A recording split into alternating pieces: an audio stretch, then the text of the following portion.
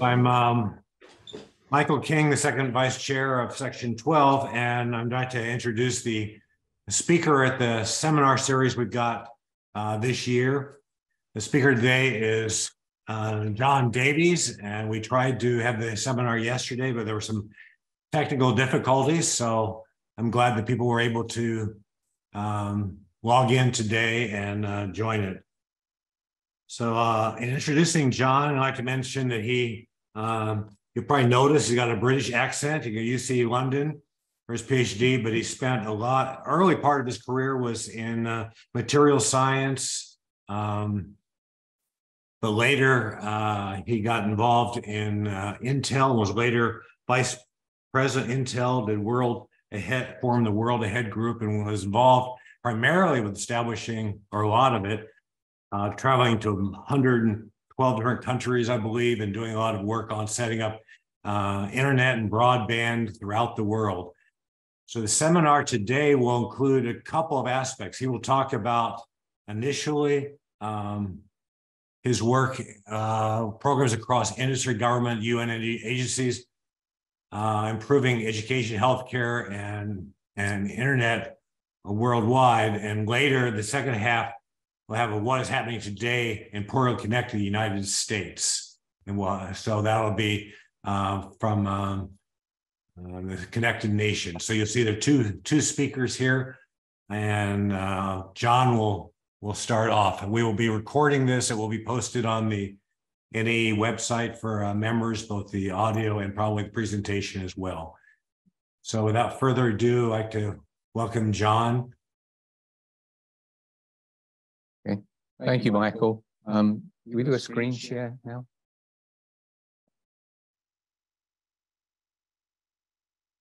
So yeah, thank you, Michael. And I'm going to be joined I'm going to talk about the developing economies mostly, although I'll start off with a couple of mature market examples.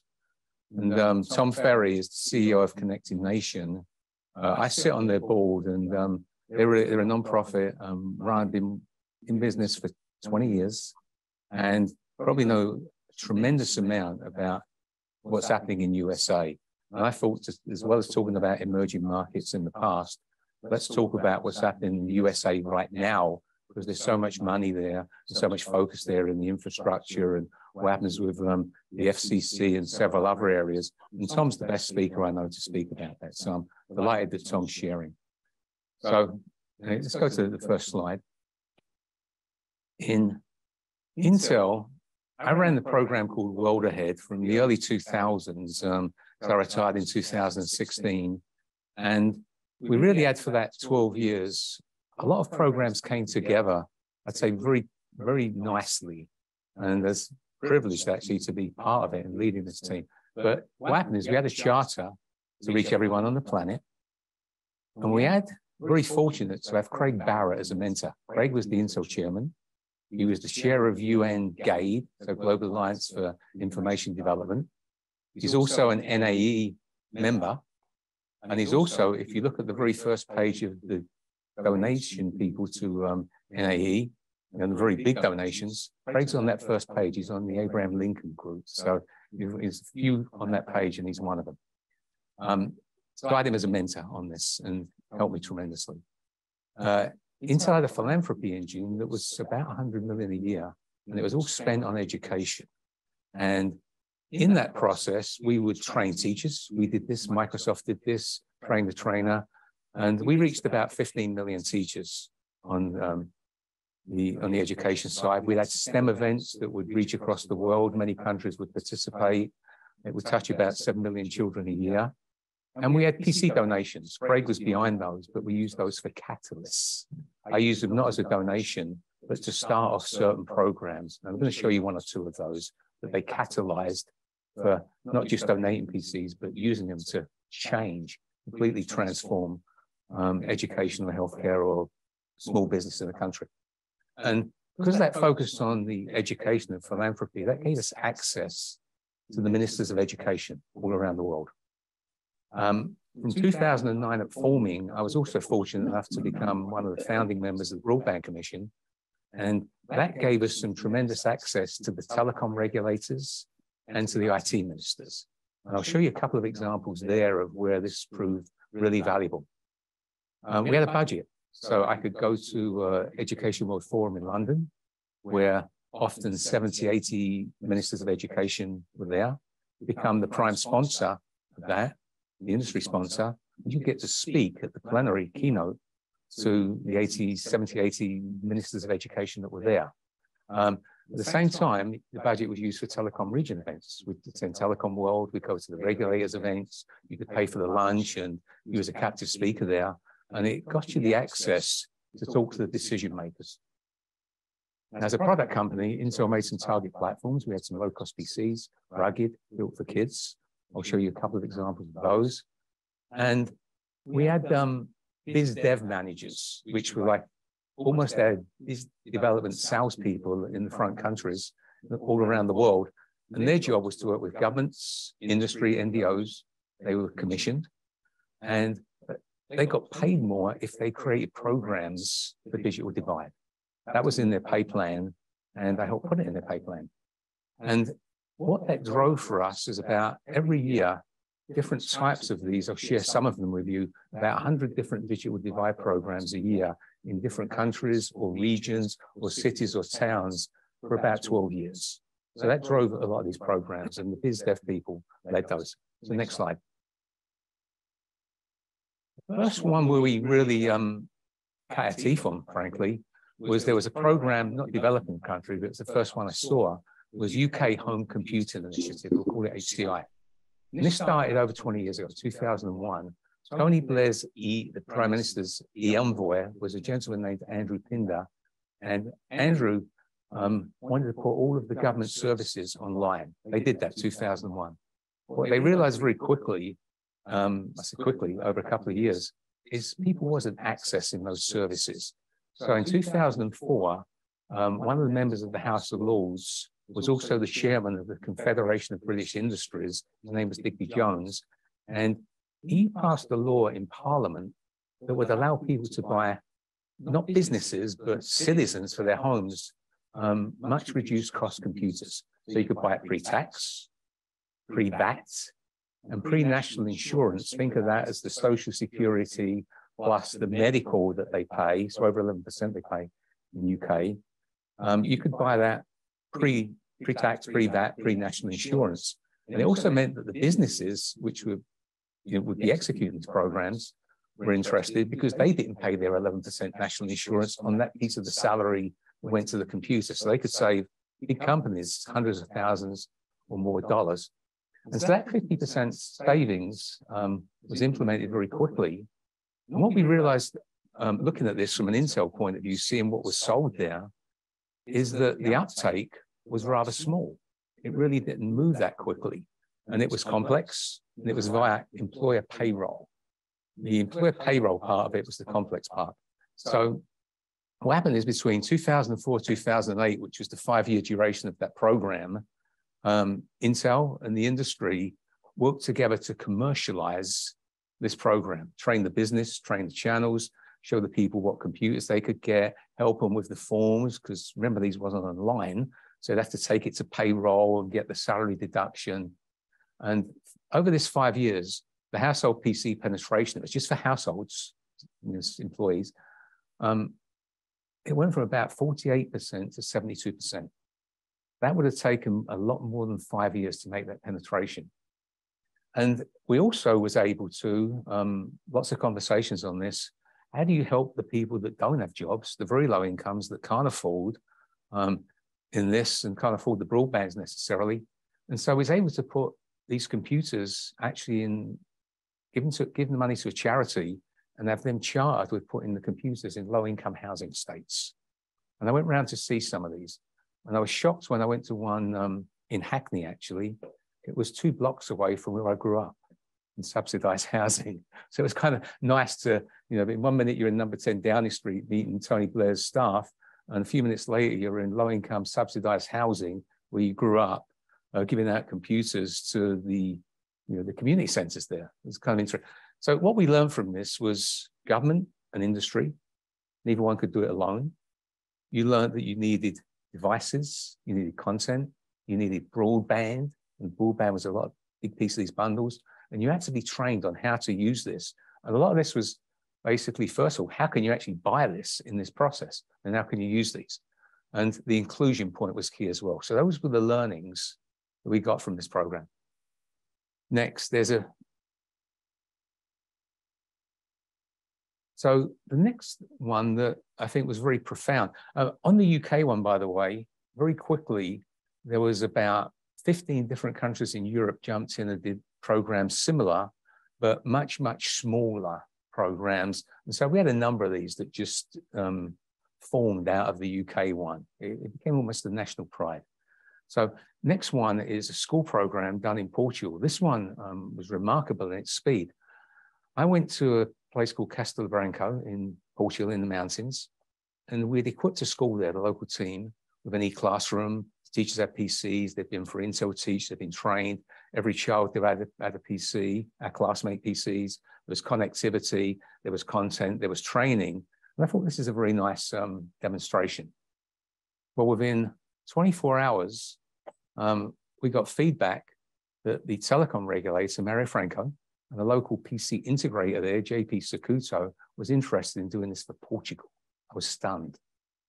And it moved so quickly that by 2008, Craig Barrett and Prime Minister Socrates actually announced this in Portugal for every child and then every student in Portugal, including adult students. They used the 3G fees to subsidize this. Lower incomes paid less. Some people paid €5, maybe $6 for the computer, the low-income families. And that went to every single student, whatever their age, in Portugal. And there was a study done by Vital Consulting that said at the end of 2009, this was a multi-billion, they claimed 2 billion, impact on the GDP of Portugal. Portugal was a 10 million person country. That's significant, very significant. And then Portugal actually became one of the best replicators of the program because they realized that they could use the technology in the local building, the local assembly. They didn't do all the computers, they're mainly done in Taiwan, but they did put the memory in, the software in, the hard disk in, the comms in, and made it their own local and the local support. But they realized they could take this capability into Latin America and trade it. And what happened is this final assembly they were doing in Portugal for several million PCs. The first one in Latin America was actually Venezuela. They started doing their own little production line in about 2010. Argentina quickly followed suit, and this thing spread around Latin America very, very quickly. They were trading. It was a trade deal, and I got to sit in some of these meetings and actually hear some of the conversations, and I was just astonished at the speed of this. And you could actually trade the technology for oil or for minerals or for food, a part of their trading deal. It's just remarkable to see. The leader of that, Mario Franco, the regulator, now is the chair of Millennium at EDU. You'll see him every year at the United Nations in there, and Portugal government pays for him. So he's still an evangelizer going out there. So next slide. This is a conference that I got to speak at this one, 2009. It was the Ibero Latin America, so Spain and Portugal with Latin America conference in Lisbon, right after this announcement. And if you look at those tables there, the reason for showing you this, on every one of those tables is a blue computer. It's the kid's classmate computer. I reckon there's about 1,000 there, built by JP Sacuto, that became the biggest computer final assembler in Portugal. And they just gave 1,000 to every attendee there from Latin America. So Latin America, Central America, helped to spread this fast. And I'm going to do a build on the next slide to show you exactly what happened after this. So Portugal started, keep clicking, and it moved to Venezuela very quickly. Head of state was involved there. Look at Bolivia and Argentina. That's Evo Morales and that's Christine Kirchner. They're the prime ministers, presidents of those countries, as was Venezuela. Keep clicking. This is the next year came in about 2011-12. So Brazil, Georgia, Panama. Ricardo Martinelli sponsored the Panama one, the president. And then if you look at these, by about 2012-13, a few other countries came in. I went to all of these, including West Bank, Palestine, got to see them in each and every one. And as the platforms went in, a few countries did the final assembly, Venezuela, a little bit in Bolivia, some in Argentina. But what was interesting was the sheer volume of the platforms brought in content. The content flowed with the platforms. And so an example is USAID said you've got so many of these in Latin America, and they took the Khan Academy STEM videos, all those math and science videos, and undertitled them in Spanish so they could be available in Spain. The British Council liked this, and I could show you one of these in Vietnam, where the British Council took the K-12 curricula in Vietnamese, translated it into English, and that became available to all the students there, the whole K-12 curricula, Vietnam, English, and they could, students could enjoy this and learn English. And British Council got involved in a number of these. I'll show you one more in a second. So this replicated itself, and in about 4 years, about 10+ million computers of this type, this rugged kids computer, was deployed out there, and teachers were trained and content followed the hardware. It all came together quite nicely. So next slide. So about the time I was joining the Broadband Commission of ITU, was trying to understand, and I think there's a few of you in the audience here, including Vin, that would know this very, very well, probably better than me, but we had to have a model in 2009 for speaking to people to show the various types of compartments. So we thought about it and said, look, there's about the first 2 billion people in the world, mostly us in mature markets. They have broadband, and they're full computers, and it's unlimited broadband. And they're fine. They can sign contracts for $30 a month for 2 years and carry on. So, but what do you do for the lower incomes? And so you look at the second to the 4th billion. A lot of this was, well, it can be done with Wi-Fi, it can, but that isn't necessarily in their homes. They have to go somewhere for the Wi-Fi. So one of the biggest models that was going in phones at that time, back in 2009, was 90% of the phones in India and China were prepaid. They'd buy their lunch, they'd top their phone up for a few pennies, and they would make a few calls. And so we wondered, could you get prepaid broadband as part of these programs to become a model to reduce the cost of broadband? And if you look further down, the phones, typically you could go into India and China and see $5 phones, and we call them burner phones almost, but very, very cheap phones. How could you get a $20 or $30 data phone that could do more than just a phone call and an SMS? So could you do that? Could you be prepaid?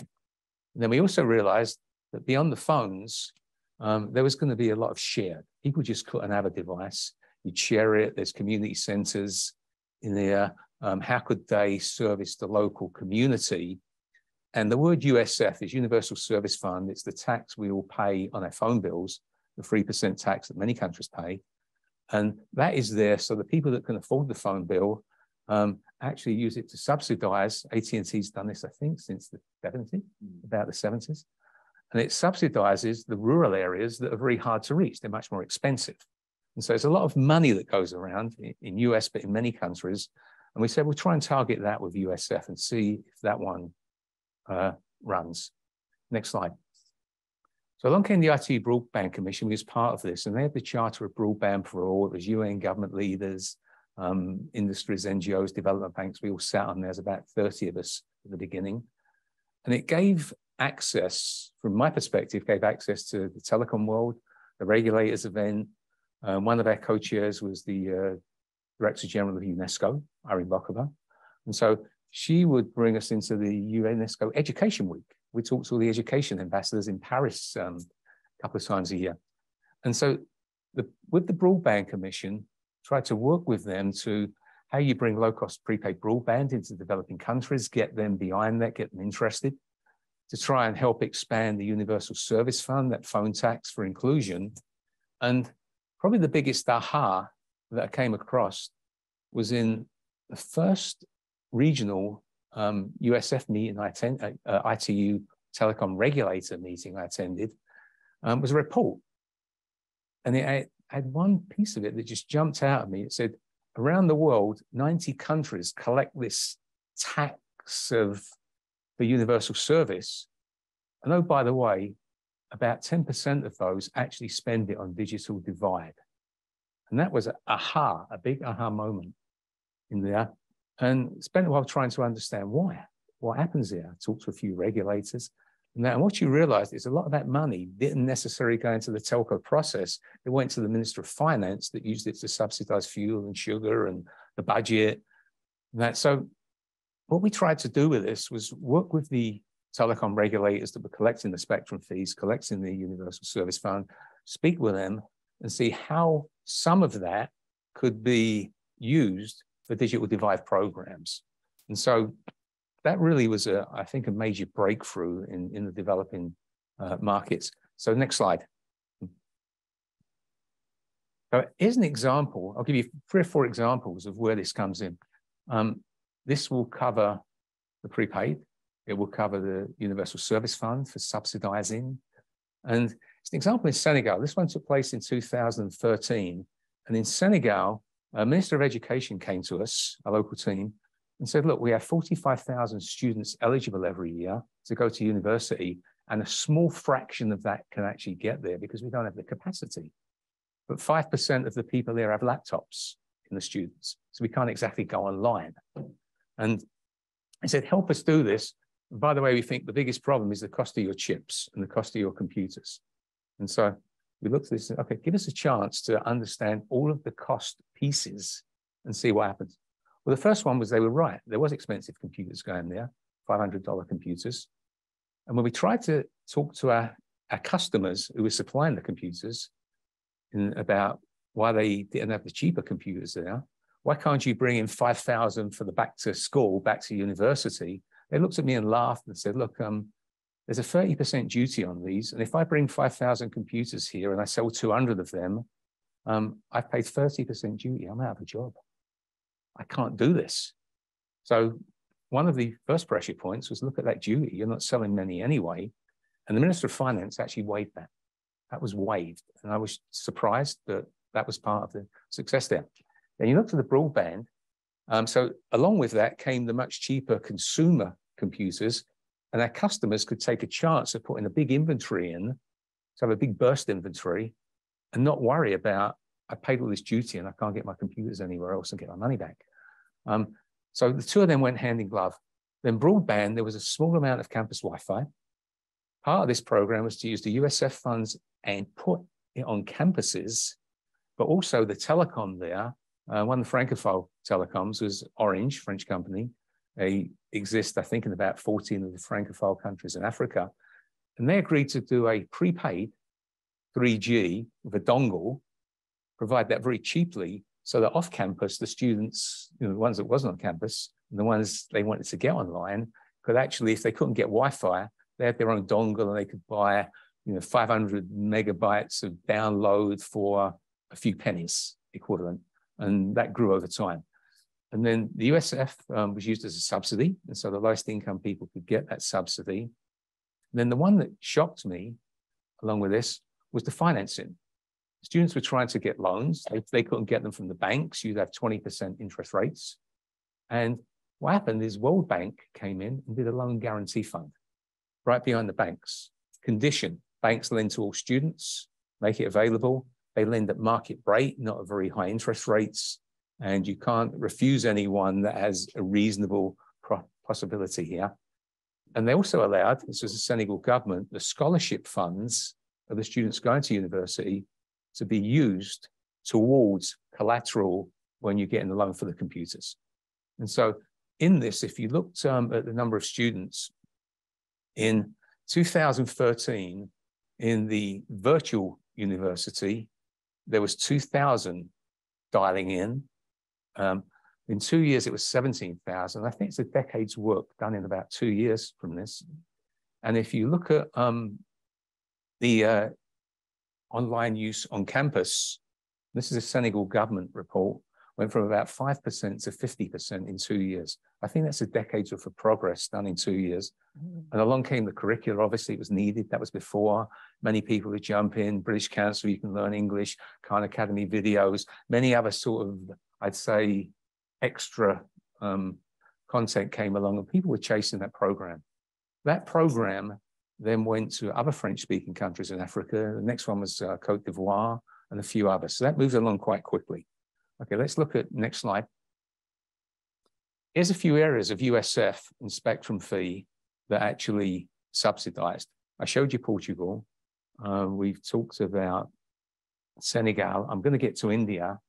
One of the ones I really loved was Colombia. For low-income citizens, the telecom minister there was Diego Milano. He was I knew him when he was at Telefonica.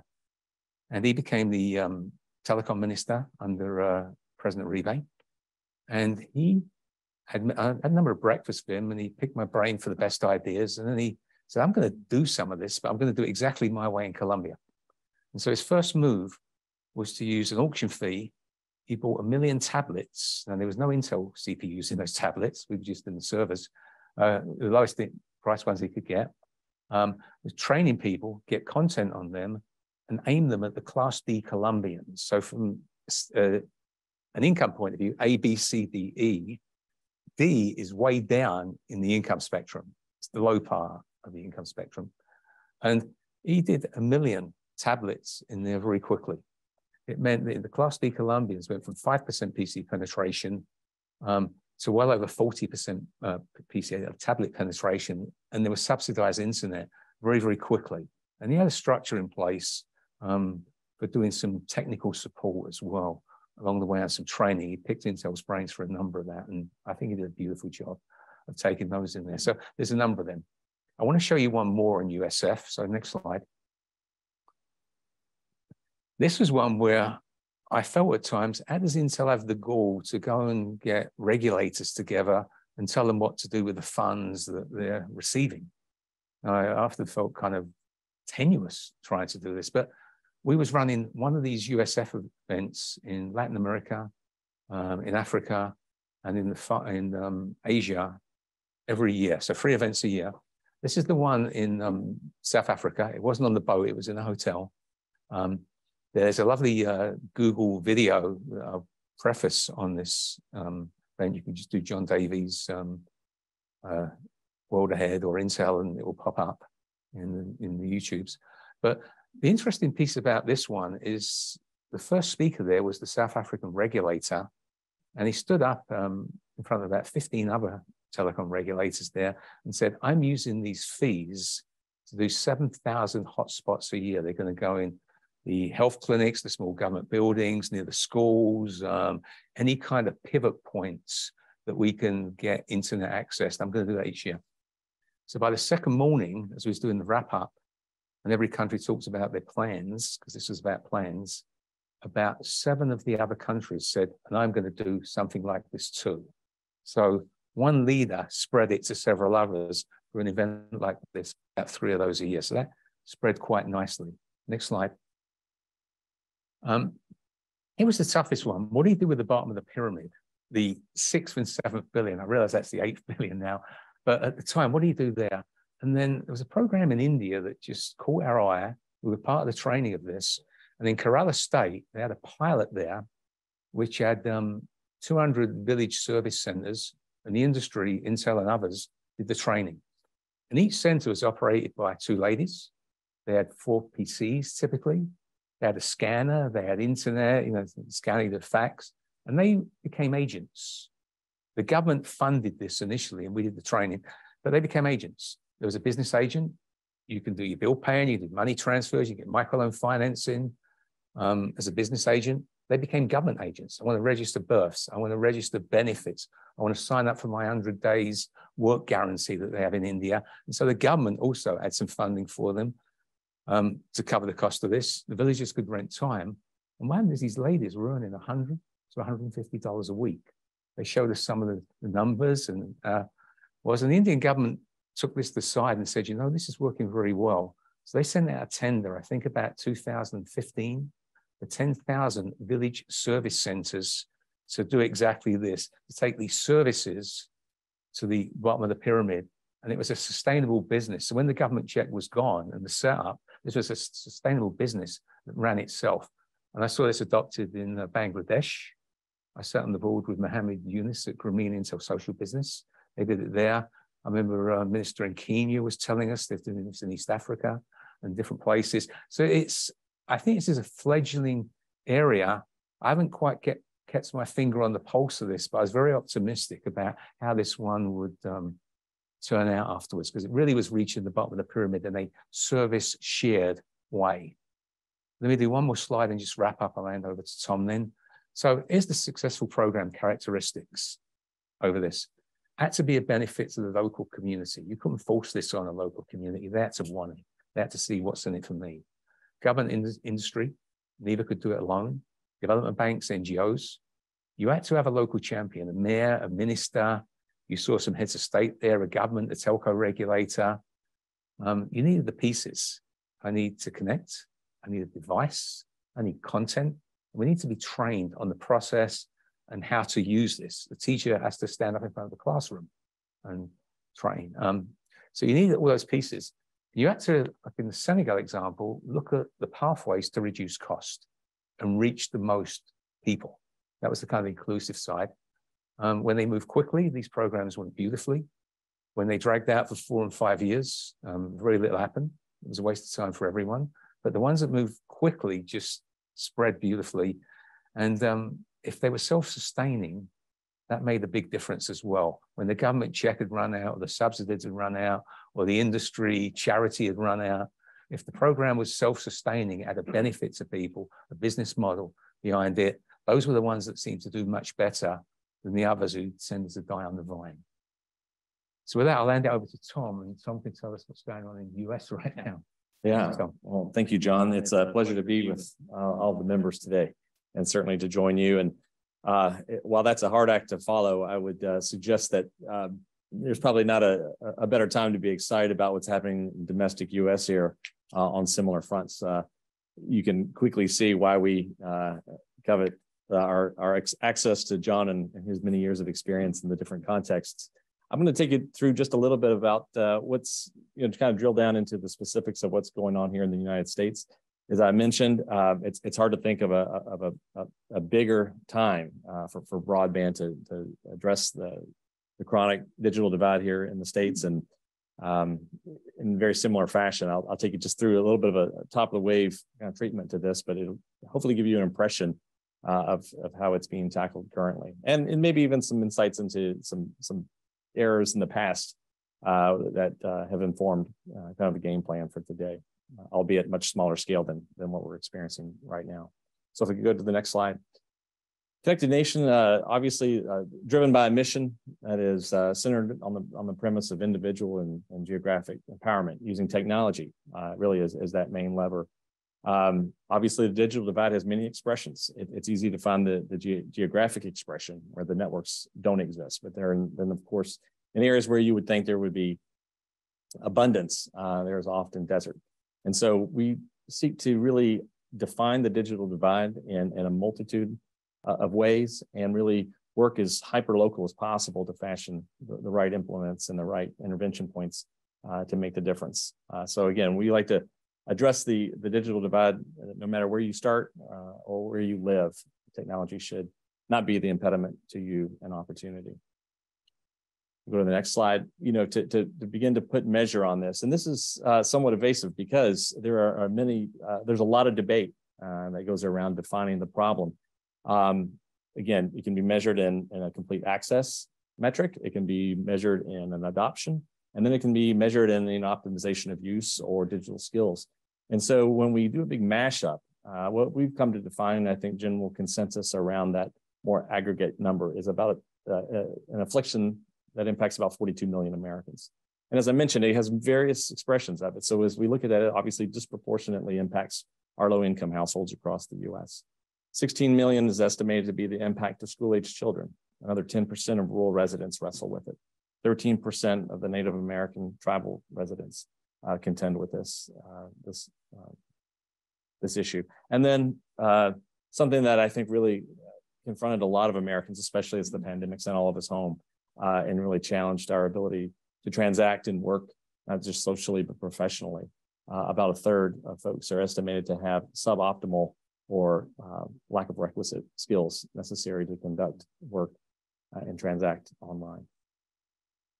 So how we tackle this. We were formed as a nonprofit organization, and I would say borrows heavily from the experience that you noticed, where industry and government independently is not as effective as coming together. So we purposely formed our organization as a nonprofit. In 2001, we've had the great fortune of having John's steady hand in council for the last 15 of those years. Grateful for that. Again, as I mentioned, the different expressions of the digital divide, we tend to take, much like I think John, to echo his earlier experience and best practice, is when we take a comprehensive look at it from an access perspective, an adoption, and then a use perspective. I'll get into those tenets a little bit later into the presentation, but understand this, in many times, the proportion of which of those challenges is informed by engaging as local as possible. Now, it's important to know Connected Nation, like many organizations like us, serving in this space, we don't lay the pipe, we don't operate the network, we don't manufacture the chip or the device that actually gets into the hand of the ultimate beneficiary of our programs. But what we seek to do is inform the debate, to empirically measure and objectively measure what the challenges are, to bring the relevant context so that policymakers and influencers and industry folk can come in and help address this. And more importantly, help that ultimate target of that intervention, whether it's a community or an individual, meet that investment, and much more of an active versus a passive posture, so that the impact is sustainable, as John mentioned, and something that's not just given. So that is some of the things that we use, and we shape our programs around that. That informs our research and policy agendas. And then last but not least, I would tell you an emerging area that we've been working toward is the establishment of network neutral interconnection points across the U.S. Now, that is a first foray into something of a deliberate technology shot that we're calling. We have always garnered, I think, entree into a lot of different areas because of our remaining agnostic on the technology and being very neutral in any of the technology types. And I would contend that our venture into the interconnection space is still maintaining that promise and commitment to neutrality by ensuring that we don't pick winners or losers in who participates in the establishment of this very critical middle mile piece of infrastructure. I'll get into that a little bit later into the presentation, but that is an emerging area for us that we think further democratizes the internet here in the domestic U.S. Now, as I mentioned, it's an incredible time to be in the domestic U.S. broadband space right now. As part of the Infrastructure Investment and Jobs Act, IJA, there's an incredible amount of money. And now, as you'll see on this layer here, you have the conventional kind of USF programming that John had mentioned is in some 90 countries. America is certainly one of them. And so as that baseline investment and spend continues, what I'm noting here by this big, large blue wave is the result of the $48 billion IJA Act alone. Now, that is still down with some overhead and whatnot to really what will manifest roughly a $42 billion domestic infrastructure investment, which will be obviously appropriated from the feds, will be administered and distributed down through the state governor offices for local deployment and strategy build. That is coupled with a digital equity component. It will be part of the requirement that not only are these infrastructure investments met with local decision, but also that it is integrated into some of the digital equity components of this, such that begins to attack the adoption and use challenges that we'll see. Special carve-outs for tribal, and then of course, I think an under budgeted and obviously oversubscribed interest in the middle mile components as well. We'll get into that as we go further. But all that to say, couple that with the last time this was tried in a major federally driven way was in the 2010 ARA period. If I could go to the next slide. So I just wanted to give you a little bit of a side-by-side so you can understand where we were in the decade prior. So in 2009, the roll-up combination of several programs that made up the American Reinvestment and Recovery Act totaled about $7 billion in the one-time federal infusion there. Contrast that today, and you can see it's exponentially much bigger. Now, again, that brings in the IJA that I just mentioned, but it also brings in some of the CARES Act and some of the ARPA funding that were results of the global pandemic.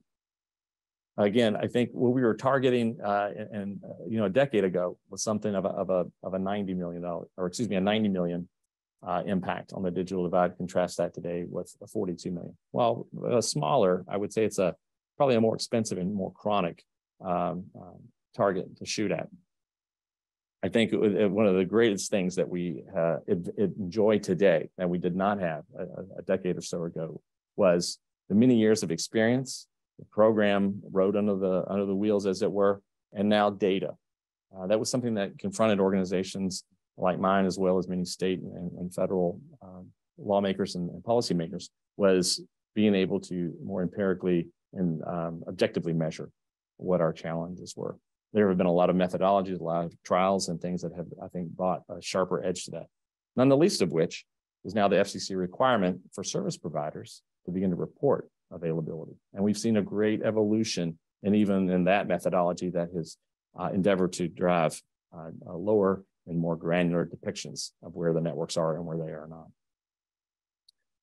I would also say, just from here at the bottom, as far as strategic planning, again, I think a decade or so ago, there were more states that did not have deliberate broadband offices as part of their state governments than there were.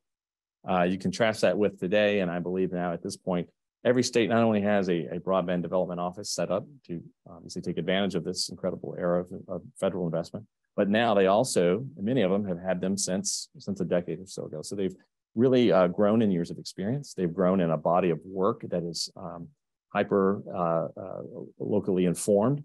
So they know where the challenges are, not just in the network, but they also know how it begins to permeate things like the education areas, the access to healthcare. Some of these really, like I would say, the nuances of the digital divide. These state governors and their program infrastructure are much more informed, more in a better position, better fitness to attack the challenges that confront them today. Now, I won't go into all of this. Is anytime you try to put an inventory of the different players and programs, you'll leave some out. So I don't purport this to be inclusive of all of them, but I just wanted to highlight a few. And these won't necessarily focus on some of the USF programs that are currently, the high cost programs that are currently in play.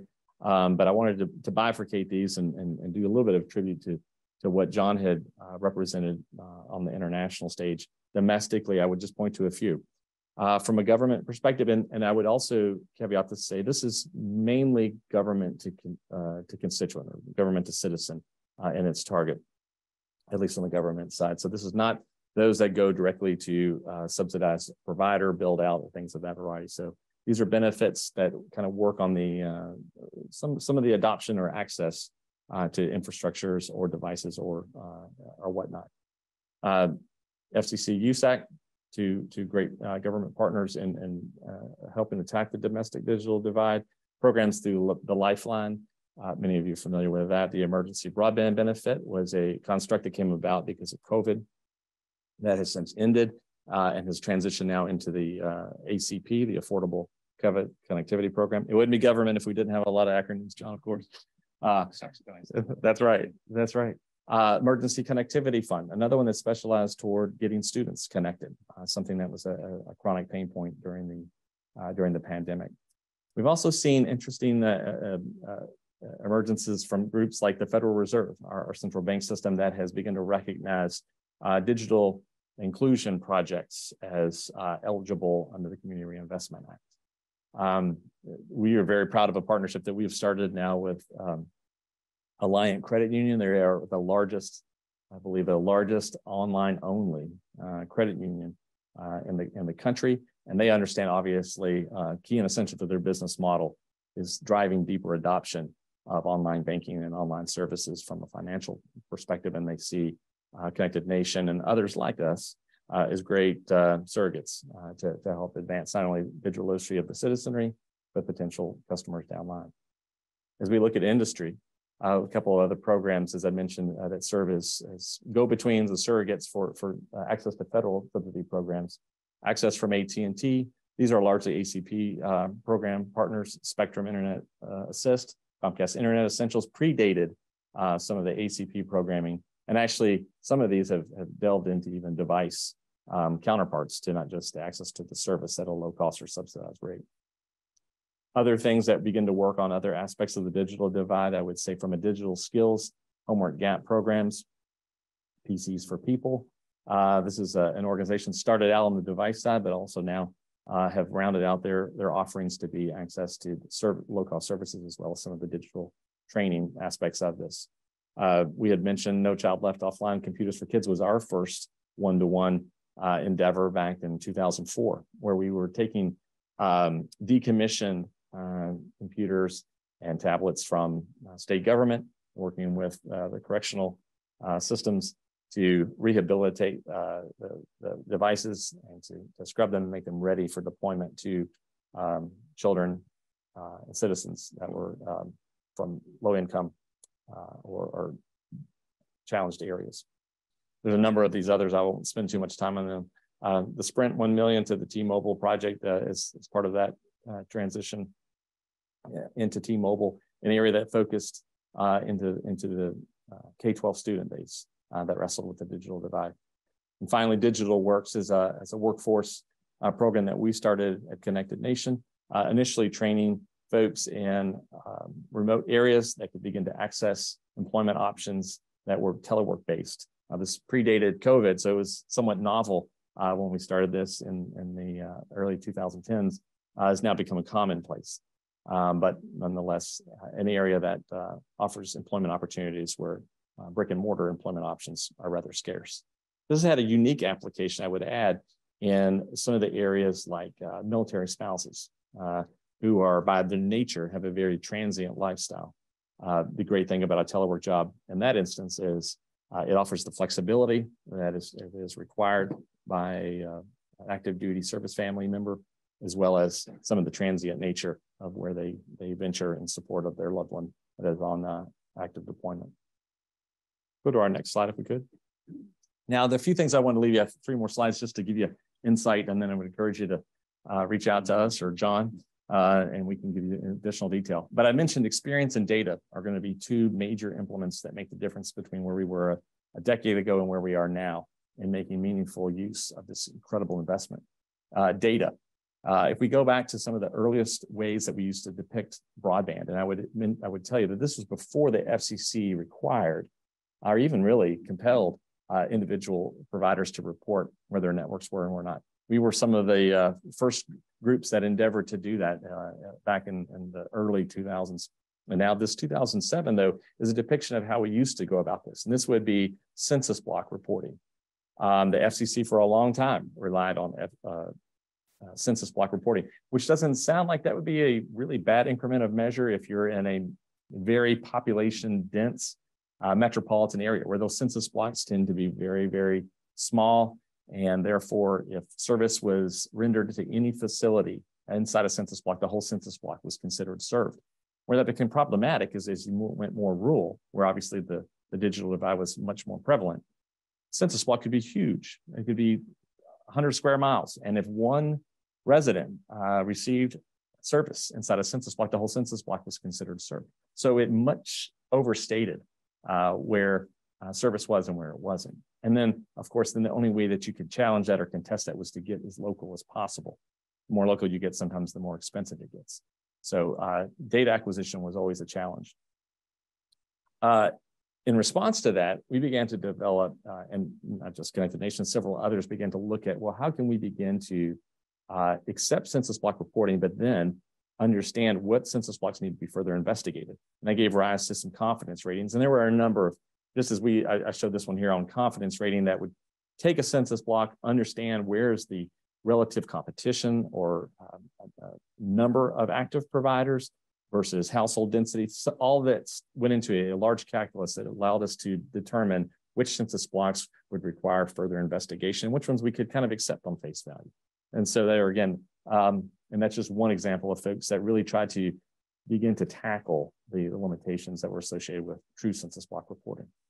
Fast forward to today, and why we're so excited about now being really bearing down on exactly where the digital divide expresses from a network perspective are things like the serviceable location. And what you'll notice here by the purple polygons versus the orange ones, we've got now the Comcast, CostQuest is the FCC partner on this, but there are a number of other ones that have been working to really establish serviceable location fabrics, is what you often hear them expressed as, that really seeks to understand where's the actual serviceable location that would be the turn up on the service. So in this instance here, again, the purple polygons are actual dwellings where service would be demarked versus, say, an outbuilding, or in the case of a rural community, it could be a barn or a grain silo. Those would be obviously not necessarily an area where we want to terminate service, and therefore helps us model much more accurately what the true cost of activating a network build in a particular community could cost. So again, high level treatment to that, but the data game has evolved significantly over the last decade. That gives us much more accurate depictions of where the broadband needs to go.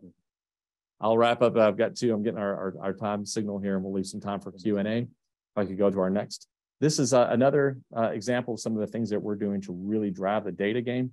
Governor Whitmer's administration there in Michigan, in preparation for this incredible federal investment, sought out to really scrub the entire state where the digital divide was, and measure not only the availability of the access, but also what are those assets that could be used and will be critical in the use of deployment. So we look at vertical assets, we'll look at poles, we'll look at rights of ways, and really this incredible collection of data at a very, very minute level will help really begin to inform not only where the divide should or where the investment should go to conquer the digital divide, but also what's the best ways to design a build out plan. And last but not least, John. 65,000 road miles driven. That is correct. Yeah, it's very, very manually intensive, obviously, but it's one of those investments you make one time and you reap the benefit. Much cheaper to maintain it as you go forward, especially from an asset inventory perspective, how you can begin to build upon this.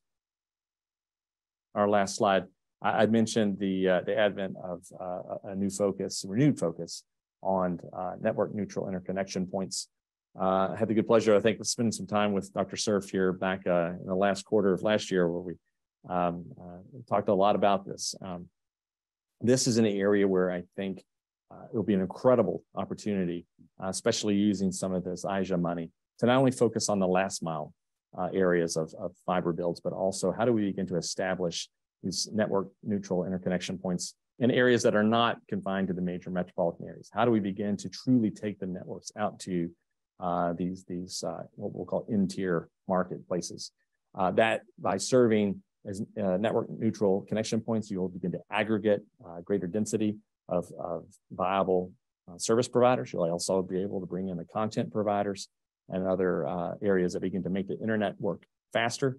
We'll work on latency, and it will obviously, just by virtue of the clustering there, drive down price in a way that makes it certainly more accessible and affordable for like service that is being currently experienced in the major metropolitan areas.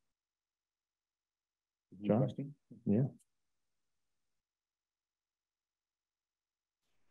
How do we do questions, Michael, do you organize that, or?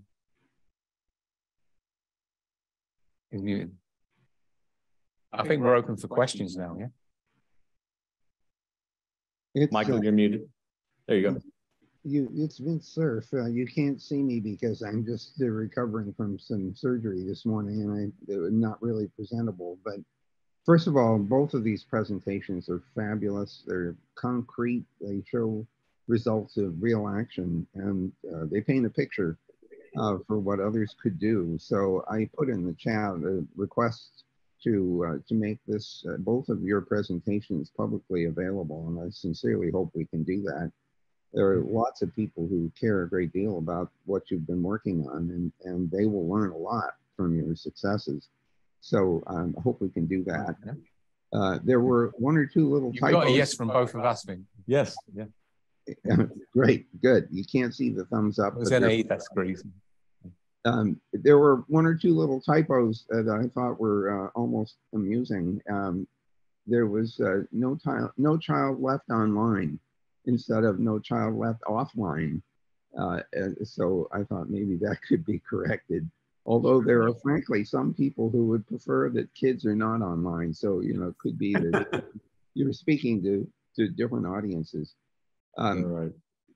the third thing that I wanted to emphasize is that the tracking of access to the internet shouldn't be a one shot.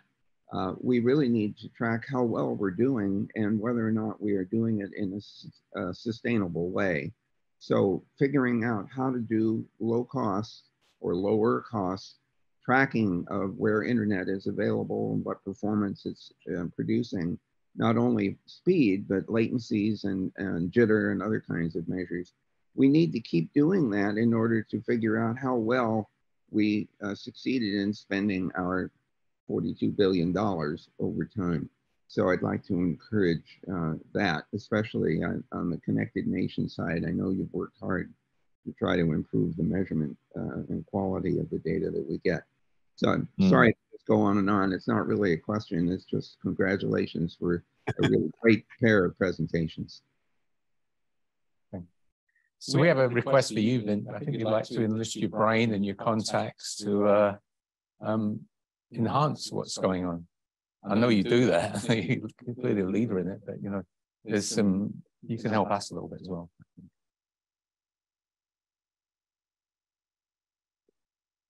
Are there any other questions or comments, or as we try to wrap up here in a few minutes? Most people's video is off, and I haven't seen a reactions of thumbs up, so I can't really tell who may or may not have questions. But if there's anybody who'd like to ask a question, please feel free.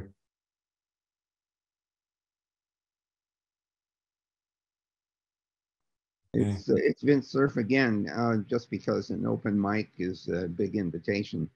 I'm going to be spending time at the Internet Governance Forum that's coming up in later in the year in Japan. But the leadership panel of the IGF is working to try to draw attention to things exactly like this. So I think that it would be good to know whether there are more plans on for both of you to continue to work with countries outside of the US to show them what's possible. I mean, I can't emphasize enough how valuable concrete examples of success can be. And the other thing that you might want to say something about is what made those efforts successful in the various countries. You pointed out some wonderful set of, like you have to have a champion. You have to have people that are, committed to making this happen. So a list of things that make this possible and successful would be very, very helpful.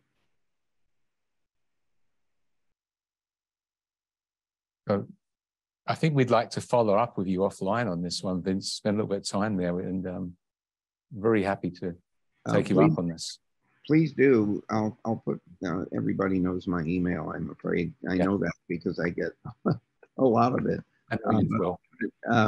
I'll put it in the chat, so you can. Thank you. It's vint@google.com, and this is really important stuff.